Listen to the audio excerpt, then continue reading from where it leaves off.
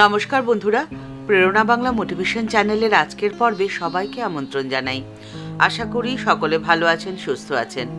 দিনের পর দিন আপনাকে তুচ্ছ তাচ্ছিল্য করাই যাদের কাজ, যারা আপনাকে সকলের সামনে ছোট করে, হেয় করে, এবার তারা আপনার হাতে পায়ে পড়তে বাধ্য হবে।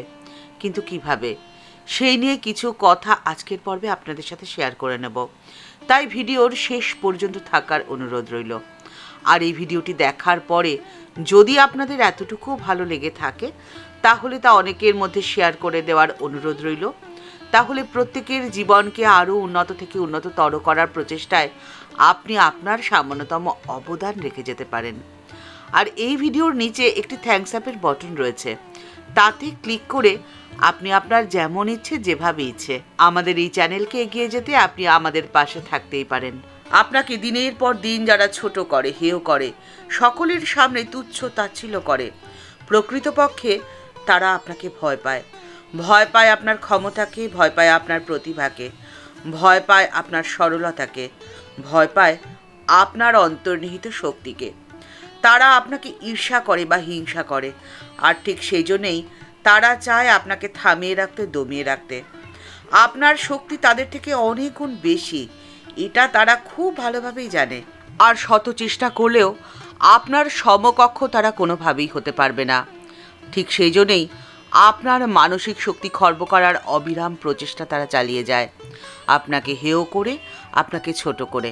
আর আপনি যদি হীনমন্যতায় ভুগতে থাকেন, তাহলে তো তাদের জয় আর আপনার পরাজয়। তারা তাদের প্রচেষ্টায় জয়ী হয়ে যাবে, আর আপনি হারিয়ে ফেলবেন আপনার অন্তর্নিহিত শক্তিকে। এটা তো কোনোভাবেই মেনে নেওয়া যায় না। তাই আপনাকে এগিয়ে যেতে হবে, আপনাকে জীবনের যুদ্ধে সফল হতেই হবে। আপনি আপনার জীবনের যুদ্ধে জয়ী হতে, সফল হতে বা আপনার ইচ্ছে পূরণ করতে পারবেন তখনই যখন আপনি আপনার অন্তর্নিহিত শক্তিকে চিনতে পারবেন। আপনি যদি আপনার শক্তিকে যথাযথ চিনতেই না পারেন, তাহলে তার প্রয়োগ করবেন কিভাবে? এই অন্তর্নিহিত শক্তিকে চেনার উপায় হলো একাগ্রতা আর সমর্পণ। ঠাকুর শ্রী রামকৃষ্ণ পরমহংসদেব বললেন, ঈশ্বরের নামের ভারী মাহাত্ম্য, তাতে তাড়াতাড়ি ফল না পেতেই পারো, কিন্তু কোনো না কোনো দিন এর ফল তোমরা পাবেই। যেমন কেউ বাড়ির কার্নিশের ওপরে বীজ রেখে গেছিল। বাড়ির কার্নিশের ওপরে বীজ রয়েছে, তাই সেই বীজ মাটিতেও পড়েনি, অঙ্কুরিতও হয়নি, গাছও হয়নি, কিন্তু রয়েছে বীজটি বাড়ির কার্নিশের ওপরে। একদিন হাওয়ায় বা পাখিতে মুখে করে সেই বীজকে মাটিতে ফেলল। তারপরে জল হাওয়া পেয়ে সেই বীজে অঙ্কুর বের হলো, ধীরে ধীরে গাছ হলো, তাতে ফসল হলো। ওই বীজটি আসল কথা, বুঝলে? যদি তোমার মধ্যে সেই নামের বীজটি থাকে, তাহলে কোনো না কোনো দিন ফসল ফলবেই। আপনি যদি একটু চিন্তা করে দেখেন, তাহলে আপনি এ কথাটি বুঝতেই পারবেন যে আপনার এই পৃথিবীতে জন্ম হয়েছে অনেক প্রতিবন্ধকতাকে অতিক্রম করার পরেই। জন্ম লগ্ন থেকেই আপনার সংগ্রাম শুরু হয়ে গেছে। মাতৃ জঠরে যখন আপনি ভ্রূণ অবস্থায় ছিলেন, সংগ্রাম শুরু হয়েছে তখন থেকেই। আপনি ধীরে ধীরে বেড়ে উঠেছেন মায়ের গর্ভে। তখন আপনার ছিল না হাত, পা, মাথা, কিছুই, কিন্তু আপনি জয়ী হয়েছেন। আপনার জন্ম হয়েছে এই পৃথিবীতে। মাতৃগর্ভে আপনার ছিল না কোনো পরিণত মস্তিষ্ক, বুদ্ধি, কিন্তু আপনি তো জয়ী হয়েছিলেন। মাতৃজঠরের অন্ধকারে আপনি একাকী ধীরে ধীরে বেড়ে উঠেছেন।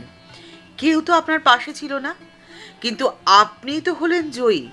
জন্ম হলো আপনার। এর কারণ কি বলুন তো? এর কারণ একটাই, যে আপনার ছিল একটি উদ্দেশ্য বা গন্তব্য। আজকে তো আপনার সমস্ত কিছু আছে। আপনার আছে বুদ্ধি, আপনার আছে শিক্ষা, হাত পা মাথা সমস্ত কিছু আছে। তাহলে আপনি কিসের ভয় পাচ্ছেন? একা থাকার অভ্যেস তো আপনার জন্মের আগে থেকেই। তখন অন্ধকারে আপনি থাকতেন একা। আর আজকে পৃথিবীর জল, হাওয়া, মাটি আছে আপনার সাথে। যে আপনি অপরিণত অবস্থায় অন্ধকারে একাকী সংগ্রাম করেছেন, সেই আপনি পরিণত অবস্থায় আলোতে ভয় কিসের পাচ্ছেন? কিসের ভয় আপনার? কাকে প্রয়োজন হবে আপনার? আপনার কাছে তো সমস্ত কিছু আছে। আপনার শুধু প্রয়োজন নির্ভয় আপনার অন্তরের শক্তিকে চেনা বা জানা, আর এর ব্যবহারিক প্রয়োগ আপনাকে আপনার বাস্তব জীবনে করতে হবে। আর এর জন্য সব থেকে সহজ পথের সন্ধান পাওয়া যায় কথামৃতের পাতায় পাতায়। ঠাকুর দক্ষিণেশ্বর মন্দিরে ভক্তদের সাথে কথা বলছেন। ঠাকুর বলছেন, দেখো, একজনের একটি গামলা ছিল। লোকে তার কাছে কাপড় ছোপাতে দিত। গামলায় রং গোলা আছে। যার যে রং দরকার ওই গামলাতে কাপড় ডোবালেই সেই রং হয়ে যায়। একজন তাই দেখে অবাক হয়ে রংওয়ালাকে বলল, এখন তুমি যে রঙে রঙেছ সেই রংটি আমায় দাও। অর্থাৎ আপনার মনকে আপনি যে রঙে রাঙাতে চাইবেন, আপনার মন সেই রঙেই রেঙে উঠবে। চৈতন্যদেব গাধাকে ভেগ পুড়িয়ে সাষ্টাঙ্গ হয়েছিলেন। বিষয়ী লোকদের টানার জন্যে গৌরনীতায় দুই ভাই মিলে পরামর্শ করে একটি ব্যবস্থা করলেন। তারা বললেন, মাগুর মাছের ঝোল, যুবতী মেয়ের কোল, বলো হরিবোল। প্রথম দুটোর লোভে অনেকেই হরিবোল বলতে যেত আর হরিসুধায় তন্ময় হয়ে যেত। হরিনাম সুধায় একটু আস্বাদ পেলে তখন বুঝতে পারত যে মাগুর মাছের ঝোল আর কিছুই নয়, হরিপ্রেমে যে অশ্রু পড়ে সেটাই হলো মাগুর মাছের ঝোল। আর যুবতী মেয়ে হলো পৃথিবী, ধরিত্রী, বসুন্ধরা। যুবতী মেয়ের কলকিনা ধুলায় হরিপ্রেমে গড়াগড়ি। আর এই প্রেমে মাতোয়ারা হলেই আপনার মন রেঙে উঠবে হরিনামে। কিন্তু হরিনামে মন রাঙিয়ে আপনার কি লাভ হবে? আপনি যদি সারাক্ষণ ভাবেন যে আপনার উপরে রয়েছেন একজন অভিভাবক, যিনি সারাক্ষণ আপনাকে দেখছেন, আপনার খেয়াল রাখছেন এবং আপনাকে শাসন করছেন, তাহলে আপনি কখনো ভুল পথে নিজেকে পরিচালিত করতে পারবেন না। ঠাকুর শ্রী রামকৃষ্ণ পরমহংসদেব বলছেন, যিনি ঈশ্বর লাভ করেছেন তার ভাব কি হয় জানো?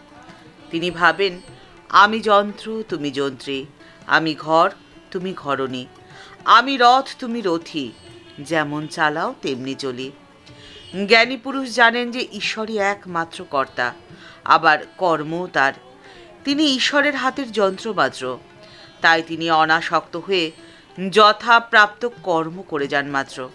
আর তখন আপনার প্রত্যেকটি কাজ হবে ঈশ্বরের সেবা করা, ঈশ্বরের আরাধনা করা। আর আপনার প্রত্যেকটি কাজে আপনি উজাড় করে দিতে পারবেন আপনার অন্তরের ভালোবাসা। আর সেক্ষেত্রে আপনার সফলতা তো নিশ্চিত। আর আপনি যখন সফল হবেন তখন আপনাকে যারা দিনের পর দিন তুচ্ছ তাচ্ছিল্য করেছে, হেয় করেছে, সকলের সামনে ছোট করেছে, তারা আপনার হাতে পায়ে ধরতে বাধ্য হয়ে যাবে। তারা জানতে চাইবে এর পেছনের রহস্যটা কী। আপনাকে তো কিছুই করতে হবে না। ঠাকুরমা ও স্বামীজির চরণে প্রণাম জানিয়ে আজকের পর্ব এই পর্যন্তই। দেখা হচ্ছে পরের পর্বে। আজকের পর্বের উপস্থাপনা যদি আপনাদের ভালো লেগে থাকে তাহলে তা কমেন্টস বক্সের মধ্যে জানাতে ভুলবেন না। আর এই পরিবারকে ভালোবেসে যারা এই পরিবারের সদস্য হয়ে গেছেন তাদের জানাই আন্তরিক শ্রদ্ধা, ভালোবাসা ও প্রণাম। যারা এখনও এই পরিবারকে আপন করে নেননি তাদের কাছে বিনীত অনুরোধ রইল এই চ্যানেলটি সাবস্ক্রাইব করে বেল বাটনটা ক্লিক করে দিয়ে অল বাটনটিতে ক্লিক করে দেওয়ার জন্য, যাতে এই চ্যানেলে ভিডিও আপলোড হওয়ার সাথে সাথেই আপনার কাছে নোটিফিকেশান চলে যায়। সবাই ভালো থাকবেন, সুস্থ থাকবেন। দেখা হচ্ছে পরের পর্বে। নমস্কার।